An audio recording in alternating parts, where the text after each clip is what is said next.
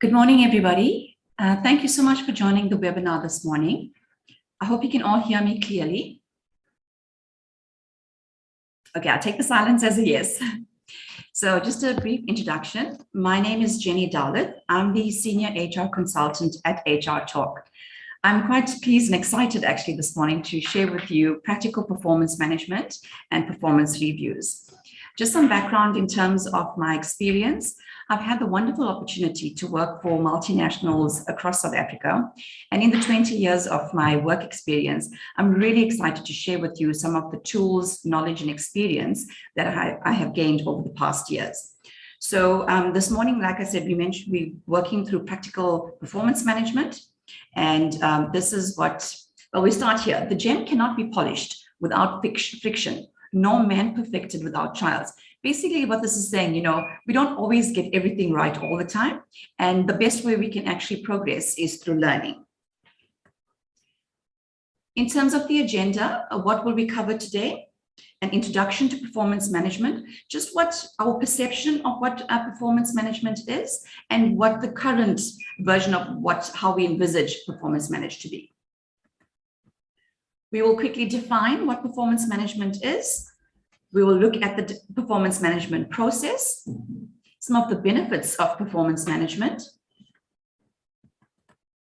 And then we'll go into some information on goal setting.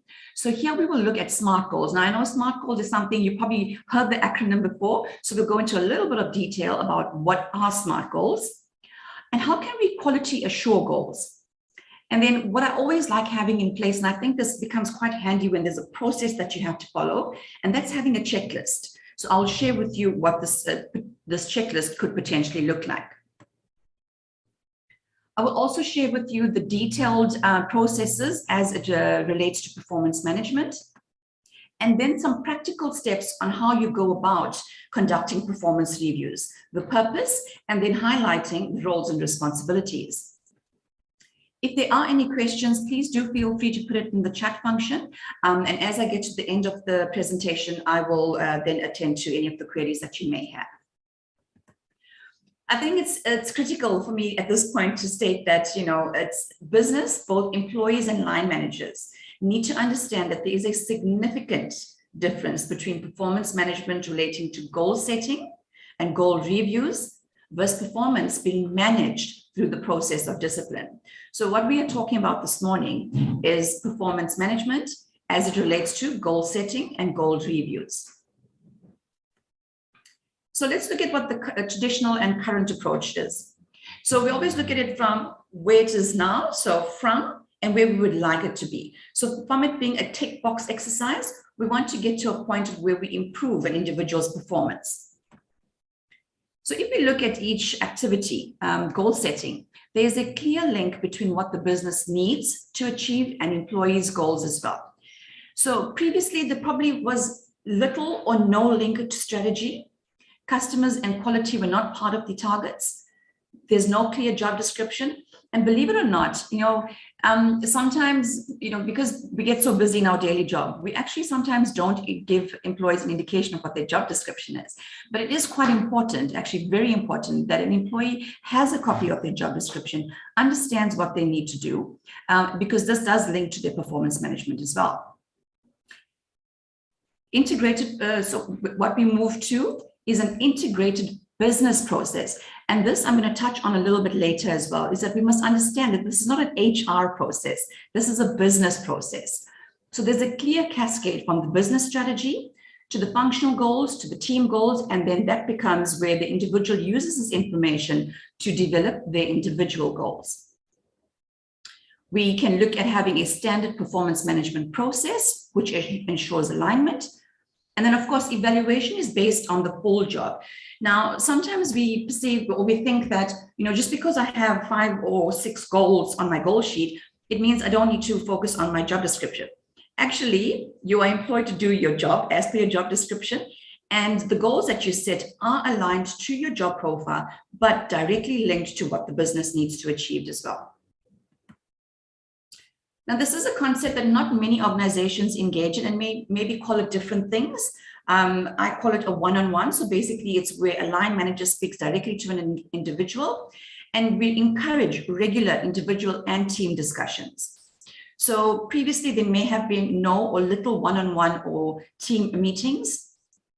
There's a lack of clear, consistent communication around progress, and line manager capability is not developed. Now, I've worked in FMCG companies, in manufacturing organizations, where they'll quite clearly tell you that their core function is not to be doing HR processes. But this is, like I said, this is not an HR process.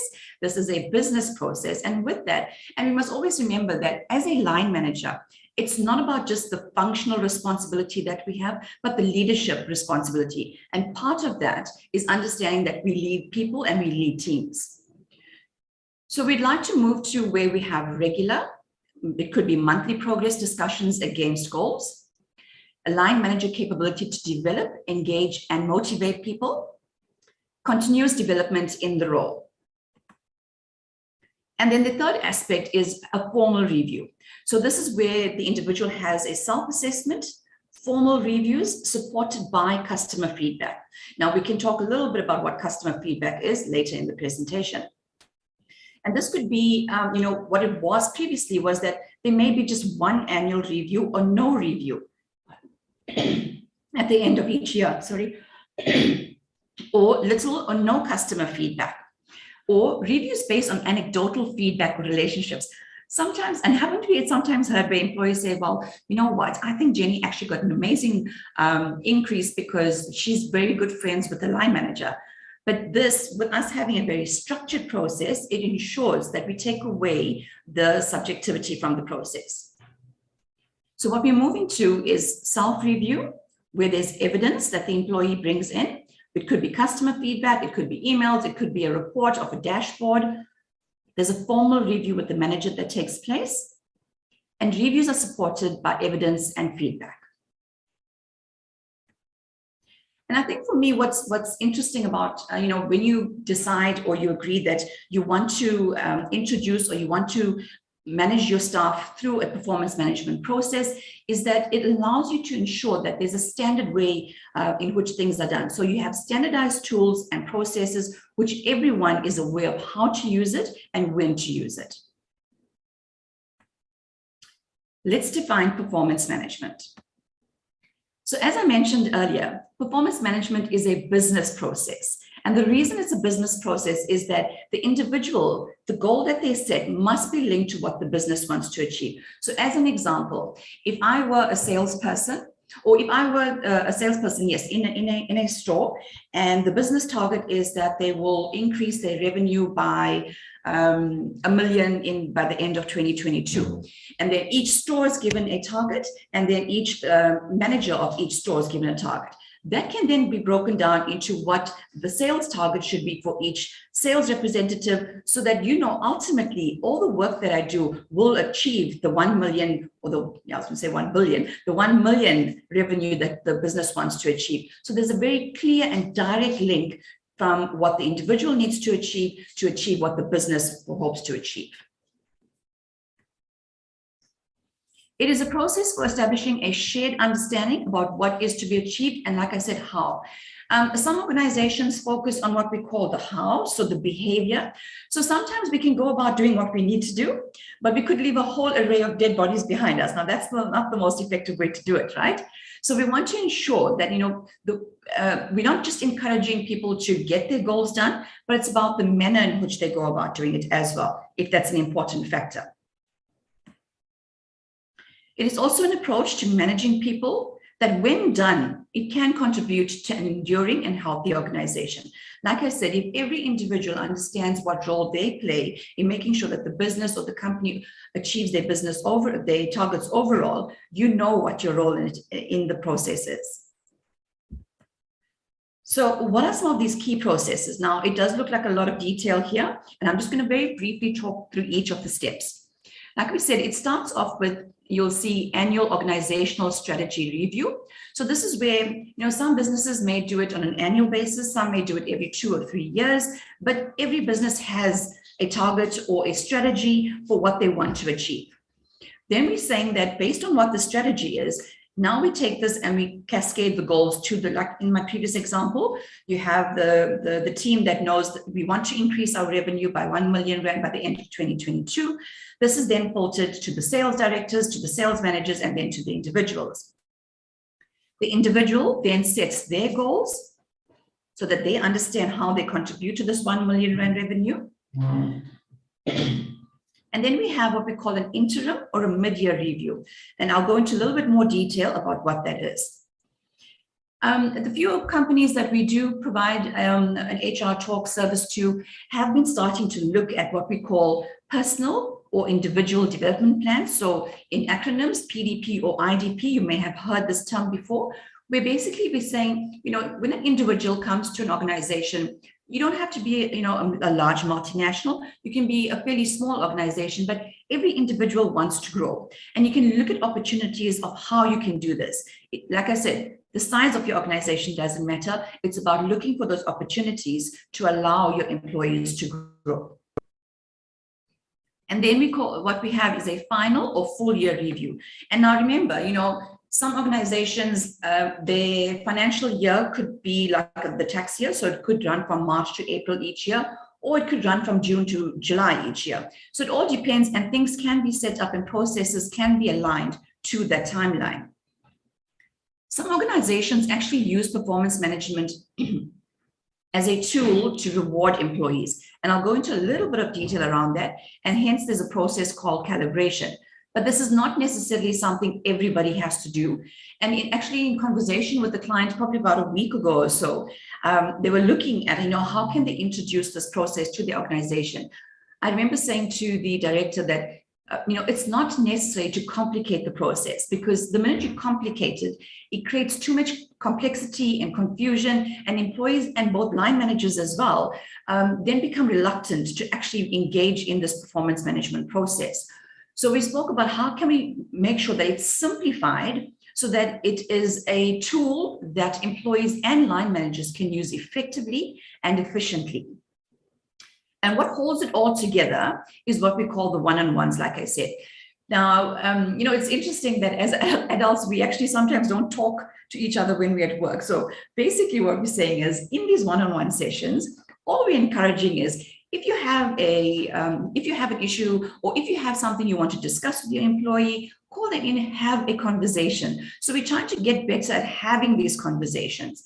And you may ask, well, then why do we need to put it down? The thing is, like I said, and I've seen it in my experience as well, however mature the organization is in terms of its processes, in terms of some of its HR practices, line managers can always push back and say, I don't have time for this. So this is a real reality, right? So we want to create that behavior of where line managers and employees get almost like into a rhythm of having these discussions. And hence the one-on-ones is a tool to help foster that kind of relationship building. What are some of the benefits of performance management? So it does build a culture of performance. I think, I know that every business would definitely want to ensure that their business succeeds and strives. And you want to make sure that you get the best out of your people. So it does connect your employees with the business priorities. It provides clear and personal accountability for delivery, so everyone knows what they need to do and what they're responsible for. And it does create strong engagement, creating a culture that drives performance. The execution of strategy. Sometimes I think, we assume that, if you have a board or you have a team of senior managers, that is just their responsibility to drive the strategy, right? And yes, absolutely, they have the A role, the accountable role for making sure that they drive the strategy. However, imagine how much more exciting and how much more efficient and effective it would be if every individual in their teams actually understood how they can support to actually drive and deliver that strategy. So it enables the execution of the organization's business strategy, the corporate vision, the business strategy, and operational targets can be translated to all employees. It does allow employees to understand their individual roles and responsibilities and then link their goals to the strategy. It ensures that there's employee involvement, so employees see a direct connection between what they do and what the organization's strategy is. It does improve line manager capability. So employee performance against goals is enabled through regular one-on-ones. Remember, we spoke about what one-on-ones are, and team meetings with 2 formal reviews of performance and development for the year. The performance review outcomes inform key people decisions related to compensation, development planning, and talent management. I'm going to talk a little bit more about talent management in the next slide.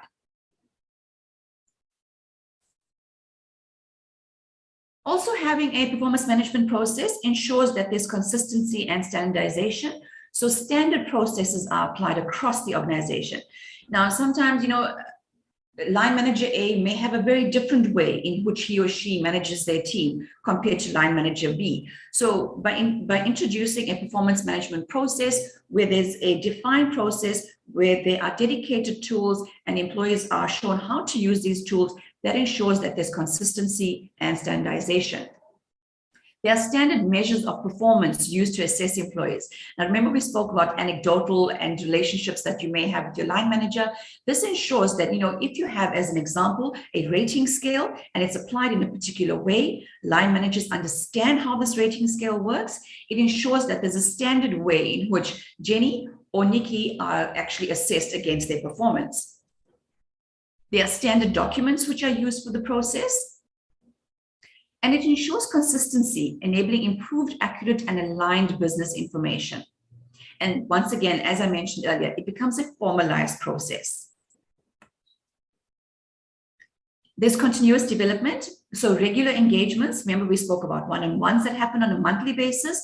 If monthly conversations are too much, then you could decide, listen, it could be once every 2 months or on a quarterly basis. But we do encourage that you have those conversations with your employees. There's continuous or ongoing development, your IDP or your PDP, on-the-job training, coaching, etc.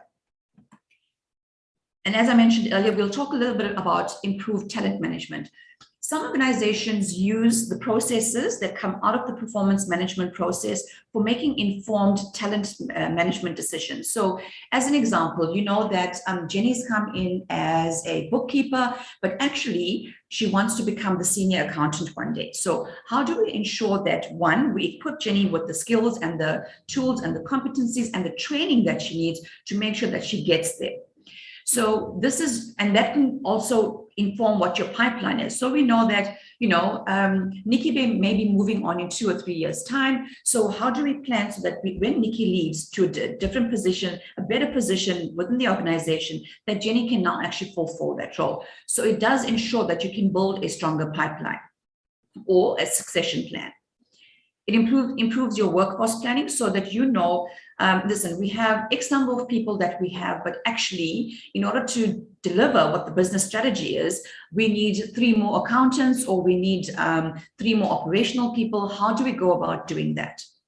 It does increase your talent retention because now employees start to see, one, I understand that the work that I do and how the work that I do supports what the business wants to achieve, and 2, that the business is invested in my career, invested in my development, is giving me development opportunities.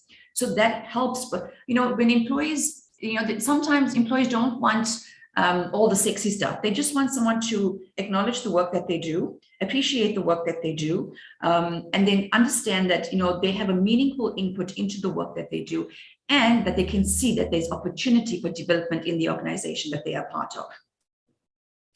And as I said, key people decisions can be based on robust data and evidence, because now when you get to the calibration session, if you use the tool, you're now measuring like for like. So it's not a case of, even though we understand, yes, a person in supply chain could have their goals are nothing close to what HR goals are, but there's a way in which we can actually look at how we standardize understanding the performance. So when we're making people decisions, it's based on criteria that we are all understanding. And it does result in improved employee engagement.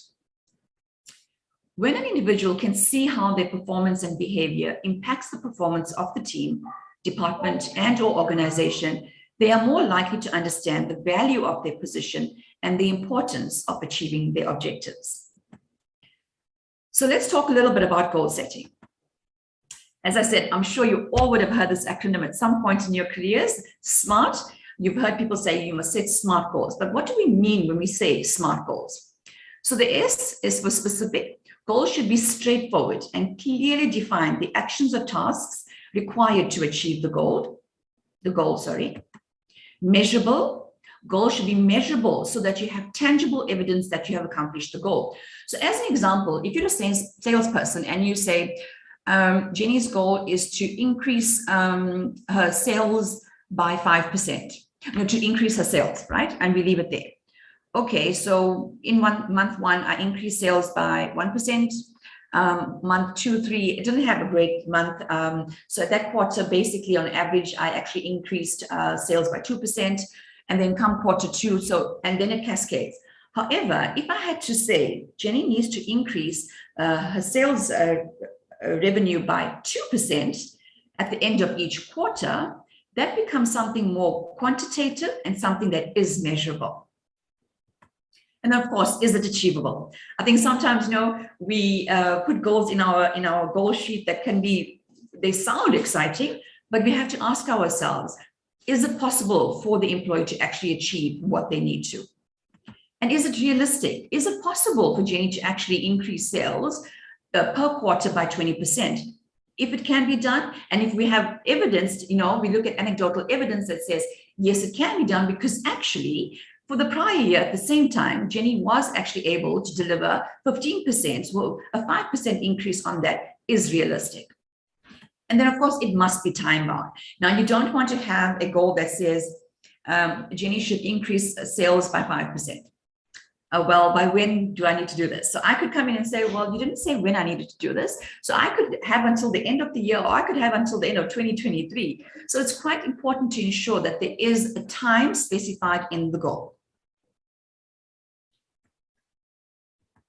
So we have a few tips here, and I'm not going to go through all of them because you will get a copy of the presentation. But basically what this is a guide that helps line managers and employees that says, when you're setting a SMART goal, what are some of the things you should look at? As an example, let's look at a few. Write an impactful goal linked to the business priorities for the current financial year. Or understand who your stakeholders are, understand who your customers are. Now, in a space where you don't deal with external customers, so in a sales environment, yes, we have customers from that perspective. But if you are, for example, in a warehouse, your customers could be the distribution team, because you need to ensure that you load the correct stock onto the pallet that goes onto the truck that goes to the customer. So those are internal customers that you need to be aware of. And then stakeholders are people who are impacted by the work that you do. So as an example, if you are in an HR function, your stakeholders will be the other functions that you support, because in order for you to improve employee engagement, as an example, you would need to work quite closely with the finance manager, the distribution manager, the warehouse manager, so that you can help him or her to increase employee engagement with their team. So those are your stakeholders. So these are just a few key steps that, or key pointers to help you understand when you are setting your goal, what are some of the things I should keep at the back of my mind? And, it's not easy. I've done this for many years, and despite having done it so many times, it's not as easy as it sounds, setting a goal. And hence we have tools and guidelines to actually check that are these goals actually aligned to what we need to do, and how do we check that it delivers and that it reads correctly. So we have what we call the quality assurance, or the 4 A's. The one is alignment. Remember, we spoke about making sure that goals are aligned to what you need to deliver, and it must be aligned to the business strategy. There must be agreement. So absolutely critical is that as an employee and as a line manager, you both understand exactly what needs to be delivered, and there's agreement between both parties. Adjustment. Now, the reality is, and I think if anything, the last 2 years of COVID has taught us that things always change. So in a business, even though the business may have a very clear, definitive plan of what I want to achieve by year end, things happen along the way. And as those things happen, we need to understand what is the impact of these changing external variables. And does that impact the work that needs to be done? Does it impact the strategy? Does it impact the work that teams and individuals need to do? And if so, have we allowed for an opportunity to adjust what these goals are? And then, of course, to ensure that there's accountability. So every individual needs to understand that this is what I'm responsible for. So over and above my job profile or my job description, these are what my goals are, and I am accountable for delivering these goals. As I mentioned, some tools and that I've come across that I found quite helpful. It's just, like I said, it can be quite a daunting experience writing goals for the first time. So a little checklist, right? Just to ask yourself, am I clear? Do I know what the business wants to achieve? So yes, the directors have sat down, they're very clear about what the business needs to achieve for the year, but do I as an individual understand where the business is going? Am I clear about what my department goals are? Because like we said, a business, small or big, there are different departments, different teams that make up the business, but understanding what that synergy is between all of the teams. Are my goals smart? Have my line manager and I agreed to the goals? So it's just a quick checklist to make sure that you have actually met the criteria of ensuring you have a SMART goal. So what are some of the key processes? Now, remember earlier on, I showed you this diagram on the top right-hand corner.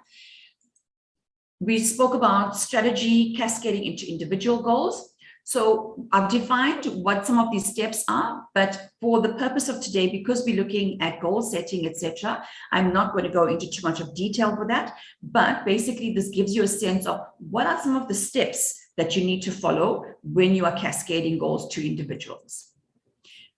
What we're focusing on, like I mentioned, is the interim performance review and the annual performance review. And I'm going to go into a little bit of detail around these both processes. And then we spoke about a calibration session. Like I said, some organizations may not use it for that purpose, but in organizations where you want to use it, I've spoken to a client probably about a month ago where they do have a defined process, performance management process in the business, but they wanted to refine the process. So I have the exciting opportunity to work with them to say, how can we actually refine this process so that you don't fundamentally change anything, right? But you make sure, like I said, you ensure there's consistency. You make sure that employees and line managers understand what their role is. And they want to use performance as a means of giving increases. So they don't necessarily need to do a calibration session per se, but what they want to do is ensure that performance is linked to the increases that they give. And then, of course, the performance review discussion, that is where the line manager actually has a conversation post the calibration session to say, well, Jenny, post the calibration session, we've got really great feedback. And yes, we can agree that you're on a scale of 1 to 5, 1 being low, 5 being high, that you are a 4 performer. So, but like I said, we're not going to go into detail with that today because we are focusing on interim and mid-year reviews. So what is the purpose of having a mid-year and final year review?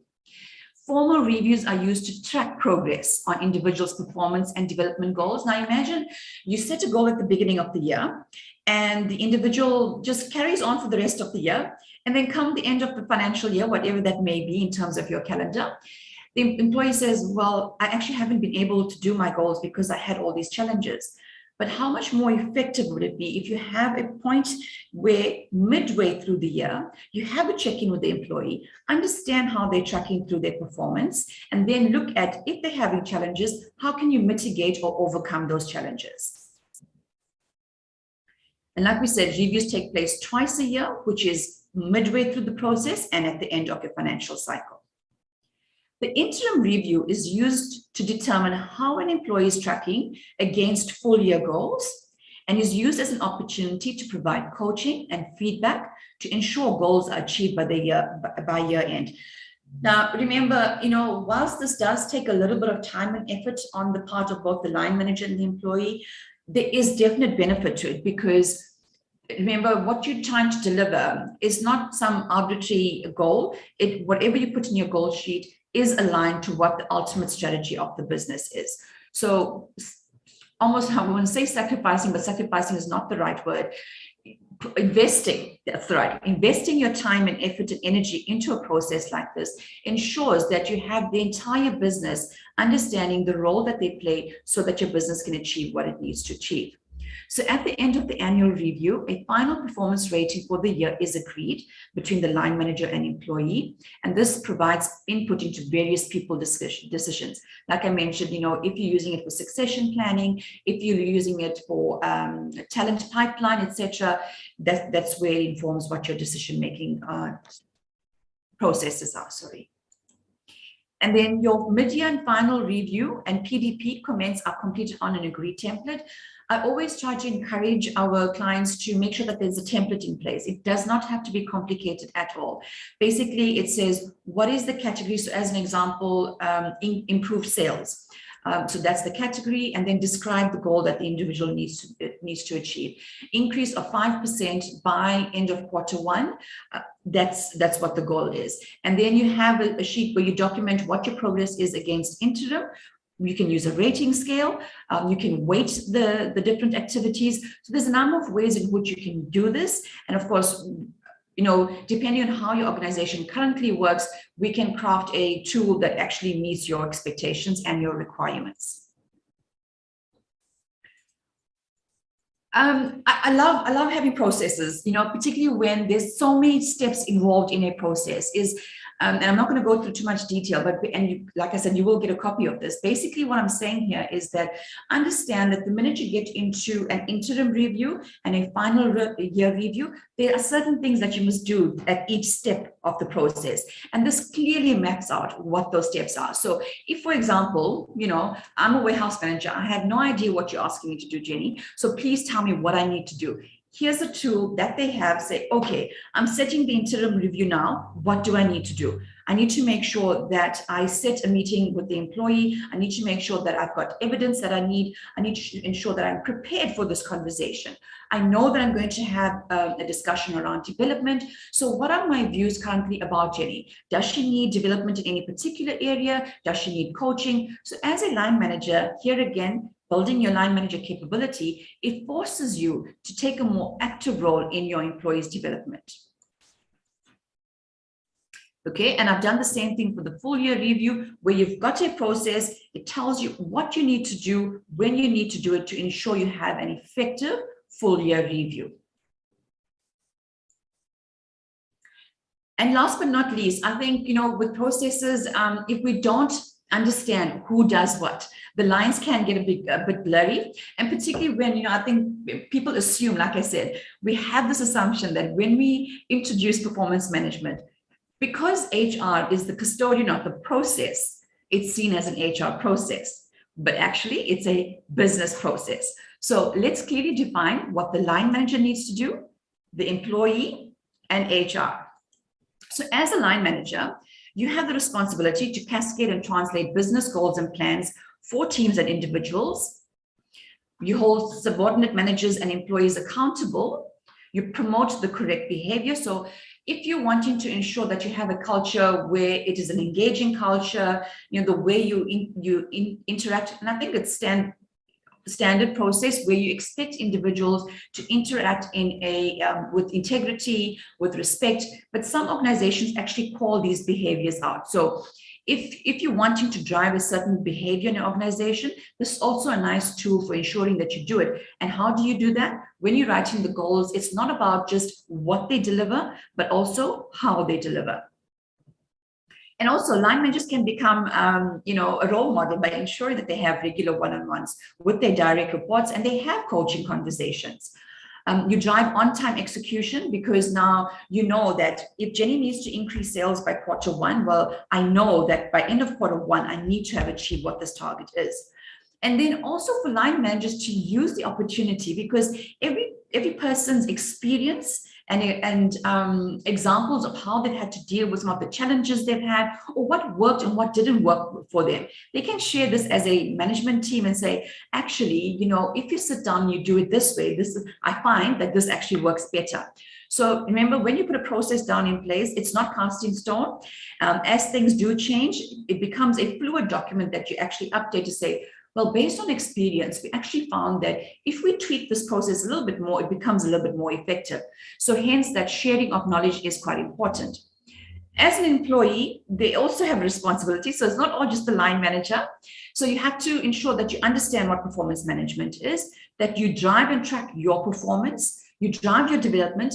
Sometimes individuals come in, employees assume that, because I work for this organization, they are responsible for my development. Well, actually, guess what? You are responsible for driving your development. And you have an opportunity where you can say to your line manager during your interim review or during your one-on-ones, this is an area that I'd like to build on, that I'd like to get more experience in. And of course, it needs to be linked to what the business does. You don't want a person working in a distribution department saying to you, well, actually, I need to go and learn, cosmetic consulting, or I need to go and do hairdressing. It has to be aligned to what your business does. You also are responsible, and you should take accountability for ensuring that you have one-on-ones with your manager, that you actively engage during this process. So it mustn't also be seen as something that the line manager drives. As an employee, how do you also ensure that you are active in this process? And ask for guidance and coaching where you need it. Keep abreast of business changes, strategies, circumstances, legislation, etc. Gather performance evidence through the year. So as in our sales, in our notorious sales example, there may be a dashboard that you could use, or there's some reporting tool that you can use, but make sure that when you go to this discussion, during your interim or your annual review, you've got this evidence that you can say, well, Mr. Manager, this is what I've got, and this shows that I've actually achieved what my targets are. And then, of course, agree who your customers are when you're doing your goal setting, and ask for customer feedback if applicable, if it's something that you're driving in your business. As HR, we do have a responsibility, and that's to be the expert advisory on coaching and training of new and existing employees. So when new employees come in, or when new line managers come in, it's also important for them to understand this is the process that we use in our business, and this is how we use this process. They're also custodians from a governance perspective to make sure that there's consistency in the application of the process, that there's a continuous improvement. So like I said, when line managers give us feedback, we can actually go and tweak a process or a tool so that it becomes more effective. And also to ensure quality. So when goals come to HR, they can have a look at it and say, well, actually in this example, it wasn't really a SMART criteria because it's not very specific in terms of time. So HR becomes the quality assurer of the process. They formalize and facilitate key performance management activities. So when it's time to cascade goals, we get this lovely email from HR that says, please remember by the end of February 2022, you actually need to have submitted all your goals. And then when it's time to have your interim review, don't forget to set up your one-on-ones with your line manager, and your interim reviews coming up. So make sure you're adequately prepared, etc. So be the expert and support system when it comes to managing poor performance. Now, remember I said, there's a difference between performance management from a goal setting perspective and performance management from a discipline perspective. However, whilst you're going through this process, you may come across individuals who are not delivering what they need to deliver. And then it becomes a case of how do we manage this poor performance? And that is a separate process. And then support with rigor the performance calibration process by acting as the advisor. Here again, like I said, if you're doing a calibration process, HR will guide you through what that process is. So before I go to the last screen, if you don't have performance management in your organization, or if there's elements of it that you're wanting to introduce in your organization, here are just some points for you to consider is, why is there a need for it? What are you wanting to drive? And be very clear about the challenges that you have and how will you respond to some of those challenges. So as an example, one of the challenges you could have is line managers saying they don't have enough time to do this.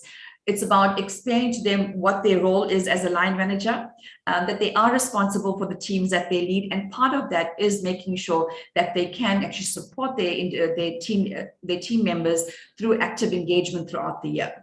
And then articulating who your stakeholders are. So do I need to go and speak to the operations director because I'm actually asking line managers now to be doing an extra activity whilst there's a major benefit to it, but do I have the support of the operations director? So understand who your key stakeholders are and what conversations you need to have with them so that they are on board with this process. And then to understand and to make sure that the business understands It is a business process and not an HR activity. You must understand where are you now and where is it that you want to be. When you're able to clearly define that, you're able to decide what that journey could look like.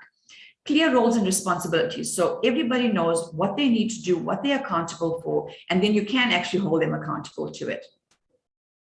A change plan. So if something is changing, or even if you're introducing something, it's always important to understand, what does my plan look like? Number one, I need to engage all my key stakeholders. Number two, I need to make sure that I have all the tools and the processes. What does that look like? And then maybe I need to have a training agenda. How do we ensure, when are we going to do the training? Who gets trained? At what time do they get trained? So all of these are things for your consideration. And then last but not least is this going to be managed through a system? And it doesn't, like I said, because it doesn't have to be, guys, doesn't have to be complicated, is that you can do it manually. So you could decide to have a spreadsheet, right? An Excel spreadsheet that has your goals on it. And you can put in a formula in there that actually calculates the weighting, etc. So you can make it quite user-friendly. But if you're using a system, that's always easier, but not all organizations are able to build in systems. So you can decide, if I'm introducing performance management, how am I managing this? And then go forward with that plan. And that brings me to the end of that presentation. I'm just going to switch screens so that I can see if there are any questions.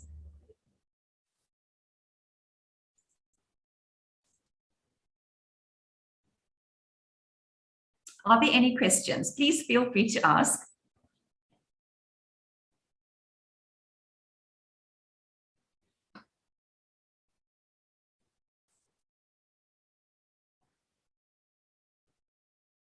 I hope I haven't overwhelmed you with all this information.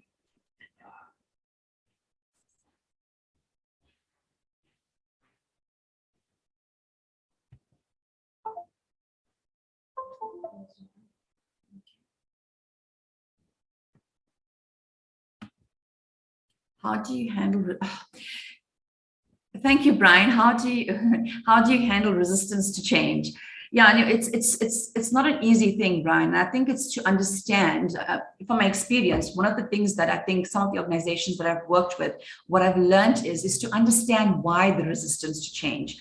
In some instances, it could be, just a lack of understanding. Do I understand what this process means? You're asking me to change a process. This is how we've done it for 20 years. Why are you now doing this? So I think it's to understand where that resistance comes from and then having the conversation with the individuals. Sometimes we shy away from having those conversations. So I would like to believe that if we're able to have the conversation, well, Brian, help me understand what is causing your, I want to say anxiety, but that's the wrong word to use in that kind of conversation. Why are you feeling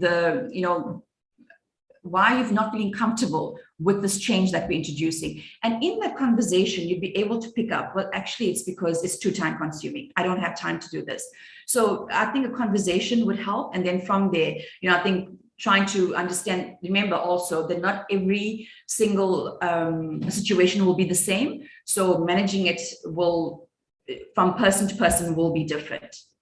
I hope that helps help you understand, Brian, and that I've answered your question. Thank you, Martin. Thank you, Yogendri. Giselle, you're most welcome. Just checking if there are any other questions.